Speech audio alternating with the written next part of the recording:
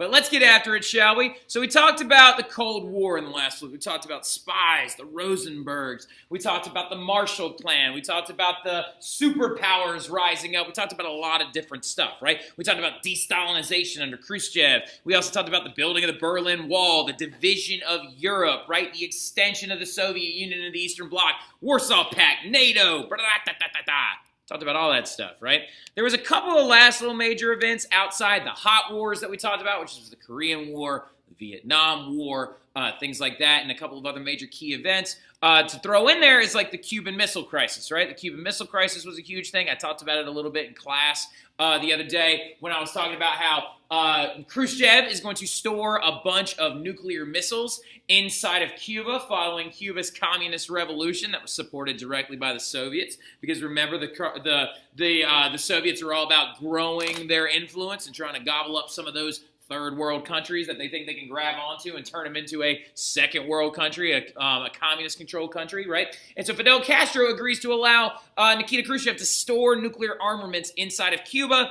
And why is that scary for the Americans? Because Cuba is only 90 miles off the coast of Florida, which means that Cuba would put them within nuclear ballistic striking distance of major targets inside of the United States. One of them actually might end up becoming a state. One of them was Washington, D.C. Now, also going forward, though, and they did this because the Americans had missiles stored in Turkey, which is very close to southern Russia, and it meant Russian targets would have been in range of those nuclear weapons, right? So this whole thing's going to end up coming down to a big blockade, a big standoff, and a very, very close roll-up to almost being a hot war from this Cold War between the United States and Russia, right? But what ends up happening is the United States moves their missiles out of Turkey, the Soviets move their missiles out of Cuba, and things going back to being very frosty, right? There was also the space race, right? Space race was discussed by Angelina Murphy in class as well. The Russians got Sputnik up there, and a dog, and a guy, and his name was Yuri Gaganovich, or Yuri Gaganovich. All right, so but they get that guy up there, and then the Russians and the U.S. enter into this space race where they're trying to see who can orbit the Earth first. America. Who can get to orbit the moon first? America. Who can step onto the moon first? America. So, the big thing, though, going forward, though, is the space race was big, and a lot of the space race stuff happened during the reign of this guy, right? So, following Nikita Khrushchev, you're going to see the rise of this guy named Brezhnev, right? And he's Leonid Brezhnev, right? So Leonid Brezhnev is going to be the leader of the Soviet Union during the latter half of the 1960s, most of the 1970s, I believe.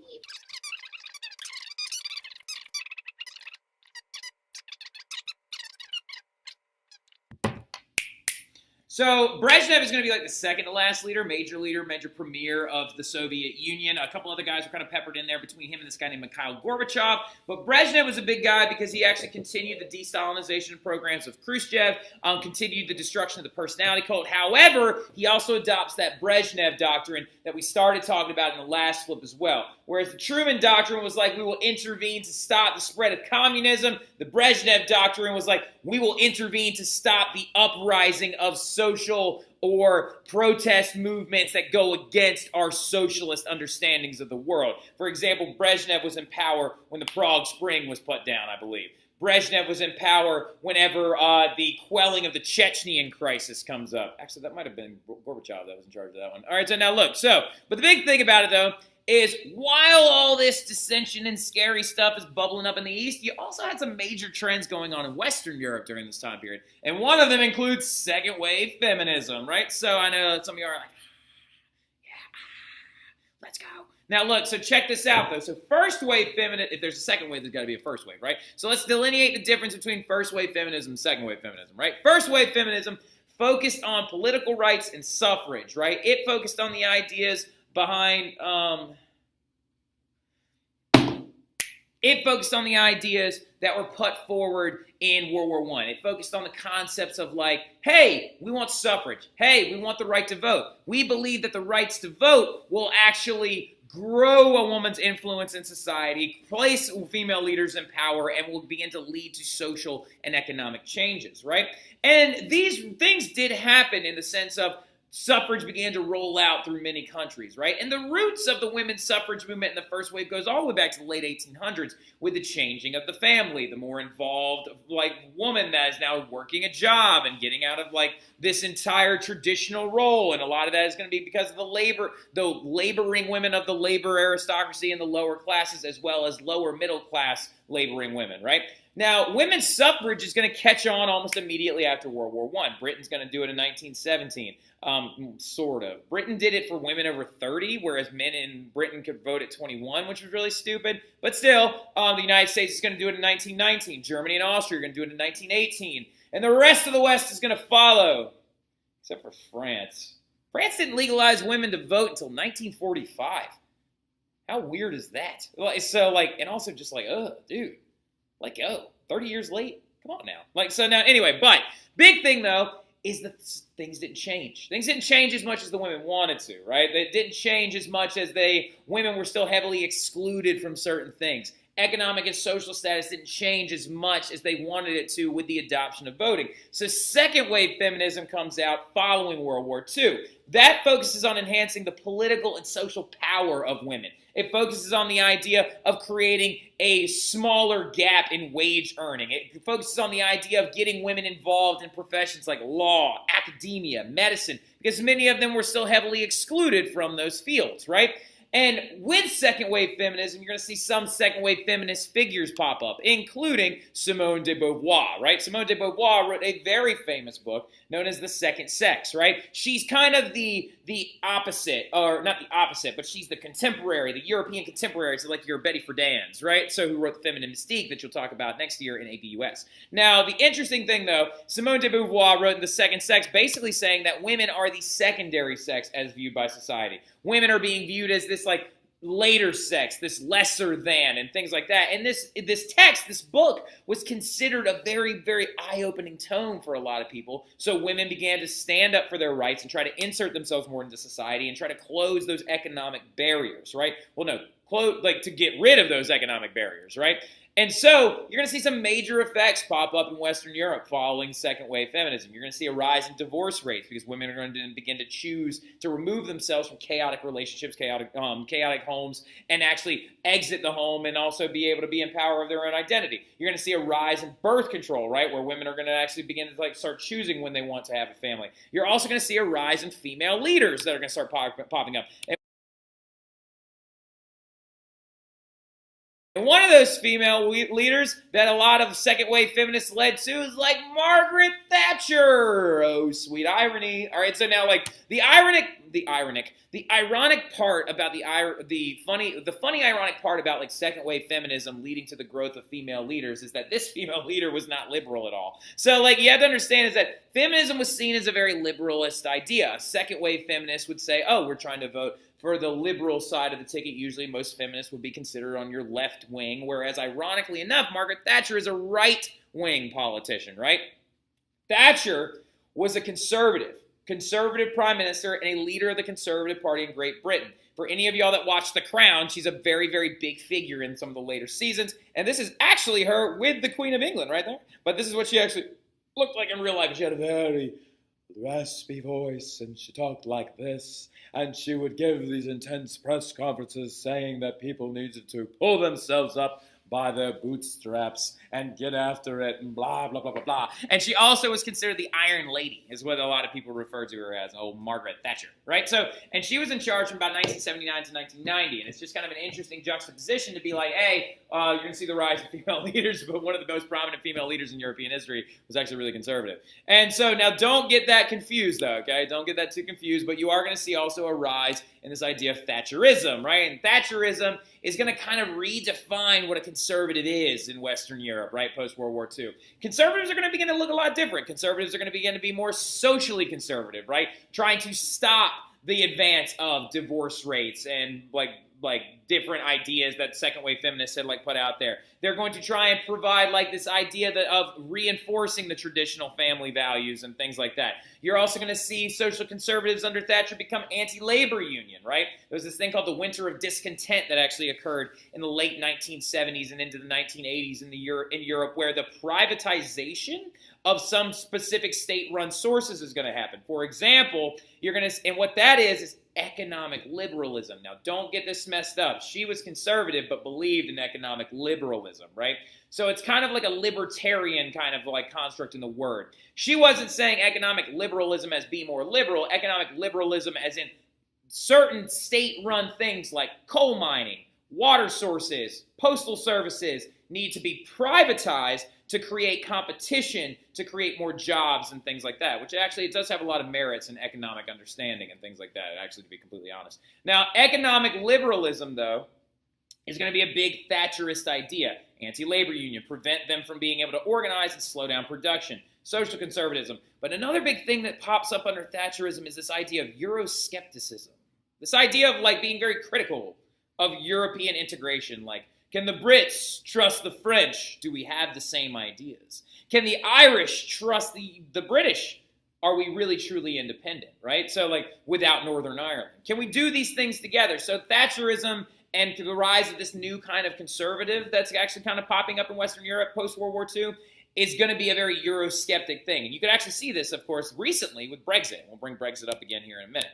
Now, self-determination, though, is another big thing as well, because it's going to lead to something very surprising, all right? So self-determination was the idea that created new countries following World War I. So going all the way back to our funny little like thing that happened today in class during our review game, when somebody, I think it was Malaya, buzzed in, she said, Treaty of Versailles and the League of Nations. Well, no, the League of Nations was established by, drum roll please, the 14 points that were issued by Woodrow Wilson, right? So Woodrow Wilson issues the 14 points, okay?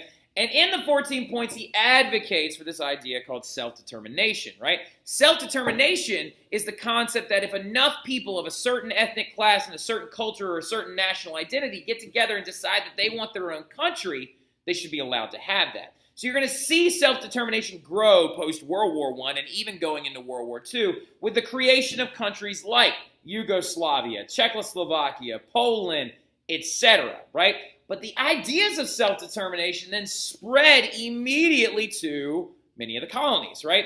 For example, many colonials and many colonial people have been rebelling against European influence during World War II. One of the most famous figures is, of course, Mohandas Gandhi, right? Or Mahatma Gandhi. Now, Gandhi is a very interesting figure because he's very politically debated now. He like did certain things well, didn't do certain other things well, so we won't get too far or too deep into him. But the big thing, though, is that his peaceful retaliations against British intervention and British rule is going to be a very, very big thing that's going to kind of sway and really change the tides of these colonies and their autonomy. So many of these colonies, most colonies, if not all of them pretty much, began a process of decolonization, where most of these European countries like Great Britain and France and many other powers had to give their colonies back, right? They had to give them up. The British had to give back India. The British gave back a lot of their African colonies. West Africa becomes an independent area under the French, or because the French give those colonies up, right? And most of this was done peacefully.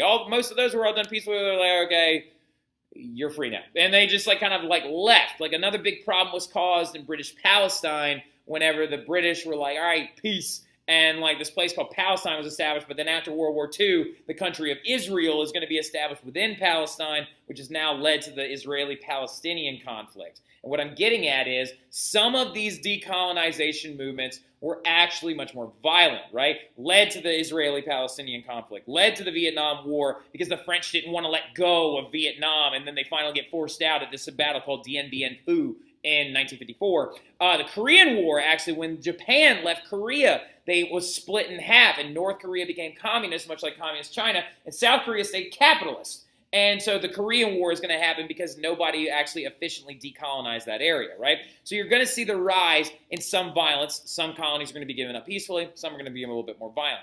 Now, speaking of violence, all right, so speaking of violence, the big thing about decolonization, nationalism was also on another weird upswing during the post-World War II era.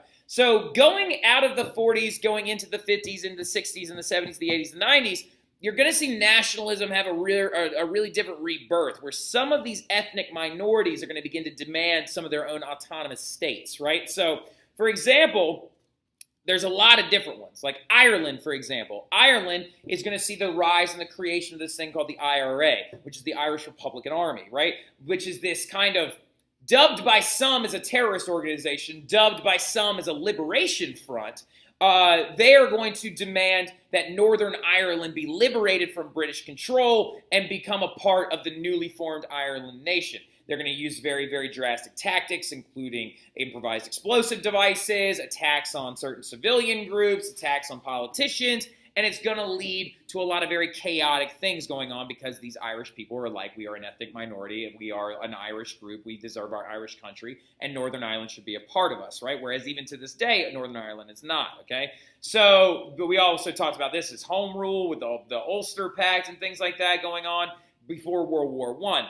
Now, this led to events like Bloody Sunday that occurred in Ireland, right? There was Bloody Sunday in Russia. There was also Bloody Sunday in Ireland. And the Bloody Sunday in Ireland happened in the late 1970s, I believe. So let me double check that so I don't sound like I'm speaking out of the left side of my face. Bloody Sunday, Ireland. 1972. Man, I thought it was 1979. Now, anyway, but in 1972, a lot of people showed up to protest imprisonment without cause, and the British forces are going to open fire on them, killing a number of civilians, right? So minorities in Yugoslavia are going to also begin to demand their autonomous states because there are groups like, for example, Bosnian Muslims that did not feel supported by the new Yugoslavic state, and that's going to lead to a very terrifying thing known as ethnic cleansing. So you saw a lot of anti-nationalist violence on people as well, and the country of Yugoslavia doesn't even exist anymore because in the 1990s it broke apart, right? So into the countries you now know of, Albania, Montenegro, Kosovo, Serbia, Bosnia, and Croatia, right? So now, also, you're going to see the Chechenian crisis, where the Chechenians, which are a mostly Muslim minority that existed in southern Russia, demanded to become autonomous and demanded to become a free country, but the Russians came in and suppressed that uprising with violence, right? So the demands of some of these ethnic minorities to have their own autonomous countries will be suppressed violently, and the big violent ones are, of course, Ireland, Yugoslavia, and Chechnya. Now, going forward also, though, in the background of all of this, you've also got the fall of communism, right? So communism has not been faring well since Brezhnev. Brezhnev's having a rough time. The big thing, though, is that the fall of communism coincides with a very important figure. It coincides with the election and appointment of the last premier, well, not technically the last premier, but like the last major premier of the USSR, Mikhail Gorbachev, right? Or Gorbachev. Gorbachev is how Reagan said it all the time. This is Mikhail Gorbachev, and it's always been a running joke that his birthmark looks like Russia. It kind of does, actually, if you zoom in a little bit. Like, this looks like the Siberian area of Russia, and looks like it's going back that way. Now, anyway, but Mikhail Gorbachev did a very, very large attempt to try and make Russia a more liberal and real-world leaning state, which led to the destruction of the Soviet Union. Now, the biggest thing about Mikhail Gorbachev is he is going to adopt three huge policies, right? One is called glasnost. The other is called perestroika, okay? Now, it's actually glasnost, but so like glasnost, perestroika, and the destruction of the Brezhnev Doctrine, right? So when Mikhail Gorbachev comes in, he wants to create a USSR that exists more like a Western European country in the terms of transparency, in the terms of government organization, in the terms of freedom of speech, in the terms of being able to demand certain things from your government. So with glasnost, or glasnost, it's see-through, like glass. Basically what he wanted to do is he wanted to make the Russian government more observable, right? More observable by its people, so the people knew what was going on, and they knew exactly what was happening. For example, right now, you can go on the internet and Google government spending budgets, voting results, things like that, because we have a transparent government for the most part in the United States. And that's a see-through thing. That's what Mikhail Gorbachev wanted to establish, is a government that was open. And then also with perestroika, he wanted to create a new structure, right? Structure. He wanted to create a new structure that would integrate more capitalist ideas. He wanted to actually allow people to criticize their government and also restructure the government to have different houses and different voting practices, right? And he's also going to do away with the Brezhnev Doctrine. Now, really quickly, though, the Glasnost one, in coupling with Perestroika, led to a just absolute tearing down of the Russian government because so many people had so many things to say. You know what I mean? They were like, oh, this is ridiculous. We've been living under oppression, and this has been happening, and this has been happening, and you destroyed the Hungarian student revolt in 1956, and you crushed the Prague Spring movement. So periodicals begin to lash out at all these different ideas. And so, with that, with the criticism of the government and things like that, the Soviet Union begins to fall to pieces. One of the biggest evidence of this was the fall of this bad boy. This is a very, very famous quote from the President Ronald Reagan, and it went a little something like this. Secretary Gorbachev, if you seek peace, if you seek prosperity for the Soviet Union and Eastern Europe, if you seek liberalization, come here to this gate. Mr. Gorbachev, open this gate.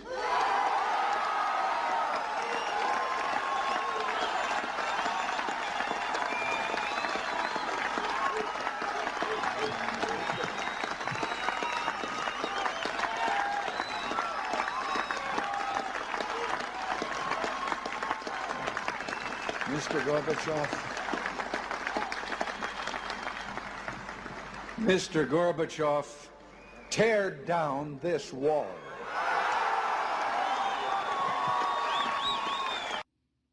Exactly, right? Because by doing away with the Brezhnev Doctrine was the thing that said, if any social liberation movement tries to pop up and go against the socialist liberal or the socialist ideas of the USSR, it will be crushed with force.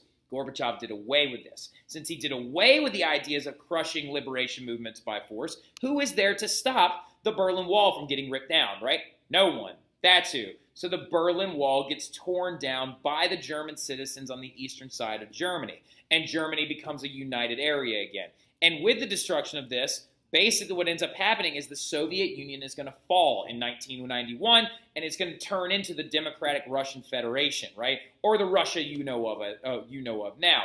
And of course, being led by a president, and their current president is Vladimir Putin, right? So now a democratically elected president, Vladimir Putin.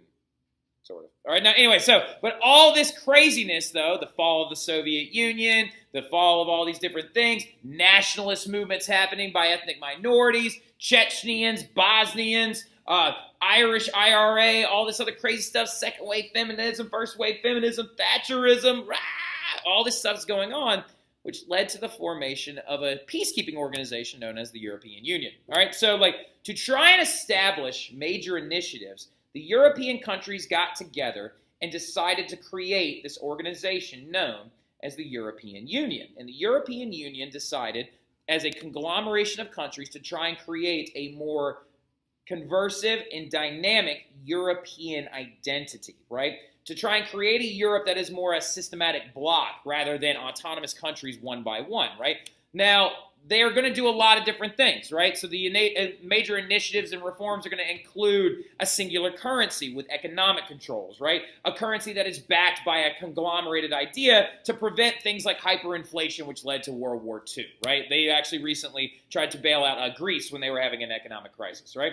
Free movement of peoples, no passport. That's right, okay? So if we one day, please, end up in Europe, we will have a passport that gets us into the European Union, but then we do not need to get our passport stamped when we move through the European Union, right? For example, I have my passport book, and I've got a lot of stamps from Dusseldorf, Germany, because they have a major airport there. But when I went from Germany to Italy, when I went from Germany to Hungary, I actually didn't have to get my passport book stamped because Hungary is inside the European Union. Even though, ironically enough, surprisingly enough, Hungary doesn't use the euro, which is kind of funny. Now, but also it created a European Parliament, kind of like a secondary UN that had a lawmaking board and lawmaking power. So it created this large conglomeration of states to try and prevent violence and outbursts and outcries and outlash and things like that during the 1990s. And this would be formed, I believe, in 1993.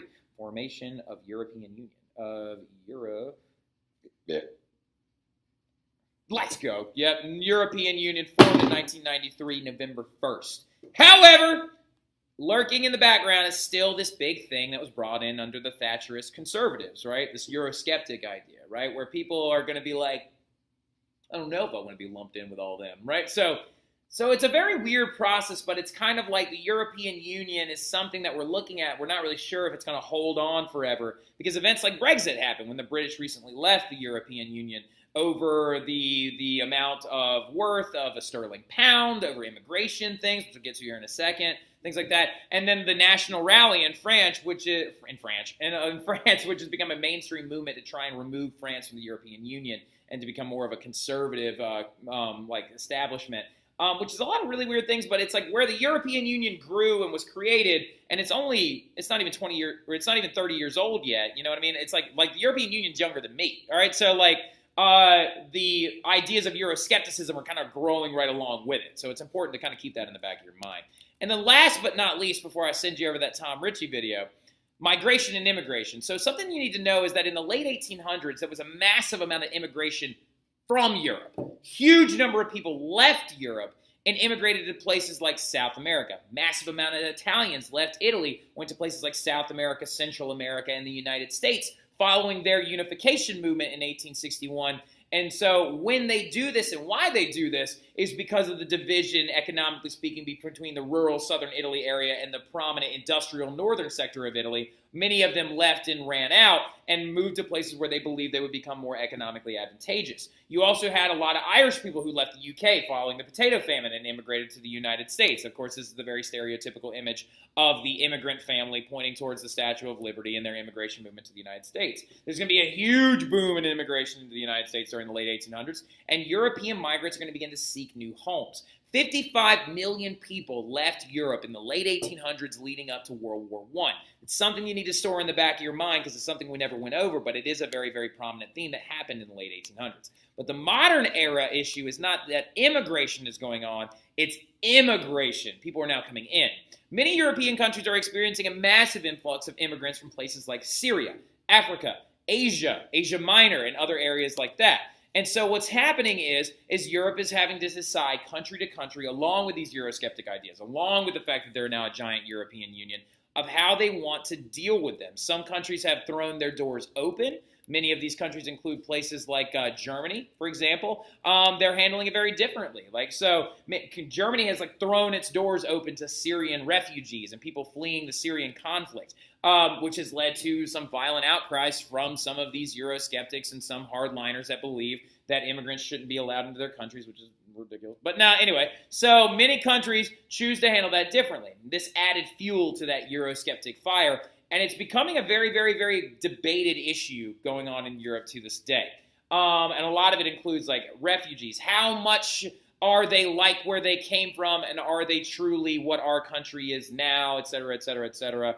Italy's experiencing a massive amount of African immigration. A lot of different areas are actually experiencing a lot of different things going on. And that's it, y'all. That's it right there. That is it. That is AP European history, right? That is the wrapping up of your last crash course video of Unit 9, and that right there is everything you need to know for the exam, right? But I just wanted to take a couple of seconds at the very end of your very last flip here with Mr. Pierre, right? And just tell y'all that it's been an absolute blast hanging out with y'all, right? It has been, but basically the very end of this thing is actually just a thank you, right? It's a thank you to y'all for making it so much fun to end my AP European history teaching career with you guys, right? Y'all have been so much fun to hang out with. Such a great last class.